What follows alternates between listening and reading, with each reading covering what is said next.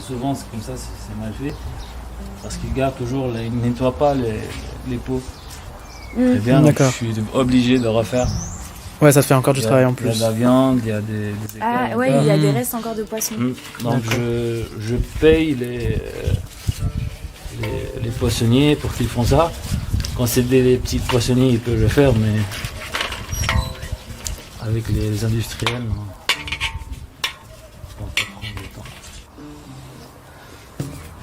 Il faut tout enlever en fait. Il faut bien le reste. Dedans, pour faire le tannage. Avec des grosses tanneries, c'est pas rentable de faire ça pendant, je sais pas, 2 ou 3 semaines. Donc il veut faire ça très vite. Et du coup, il y a beaucoup de métaux lourds, aluminium, des sels d'aluminium, mais surtout le chrome qui est le plus bon problème dans l'industrie. Parce qu'avant, ils faisaient que du tannage végétal.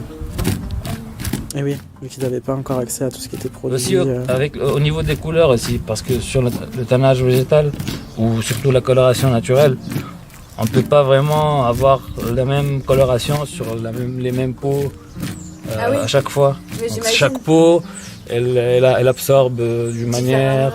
Donc, et après, ça sèche différemment aussi. Du coup, les pièces, elles sont uniques en fait. Exactement. Bon, mais il y a des clients ou il y a des marques qui ont vraiment besoin. Si c'est pas des feuilles, on doit broyer un peu. Des écorces, comme ça. Ah, d'accord, ok. De gros arbres. Ok. Et comme je t'ai dit, donc, chaque plante a des caractéristiques. Des vertus peut-être. Pourquoi on l'utilise pour mais ça après 2 semaines. Ça devient comme ça. Donc là, tu viens de les rincer, c'est ça? Bah non, je les ai rincés, après je les laisse sécher sur une surface comme ça, de préférence en bois. Ok. Pour que ça reste bien étalé pendant le séchage. Après, s'il y a des pots qui ont été mal conservés, par exemple, les défauts, c'est des traces.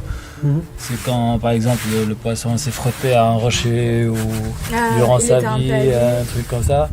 Ça ressort à ce moment-là, ça se voit pas au début. Et ça, c'est quand même des pots que tu vas utiliser, du coup, même si elles ont été... Non, parce que ça crée du coup du caractère sur le produit. Exactement, c'est authentique. C'est authentique, bien sûr. C'est pas défend. Après, il y a des coups qui sont vraiment qui influent sur la résistance de la peau. Mais là, par exemple, celui-là, c'est résistant. Il n'y a pas de problème, on peut l'utiliser. Là, il y a un petit trou, par exemple. Ça, on va l'enlever après. D'accord. Mais si c'est aussi résistant que le reste, ça va. Après, il y a aussi la dégradation. Ça, on perd ça. Ce produit, tu nous as dit, il va te servir à quoi? Pour la protection, c'est le vernis, cuir, c'est ça? mais après, c'est le vernis. Mais après, c'est pas brillant, ça garde pas, c'est pas un vernis dans le sens où c'est pas esthétique. D'accord. C'est surtout pour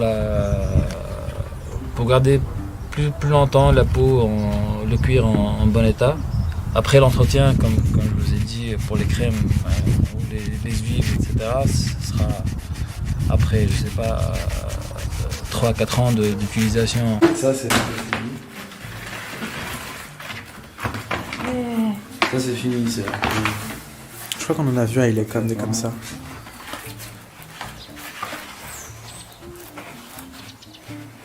Ok, et ça, c'est que avec de la pigmentation naturelle, ça? Ouais. Ça rend super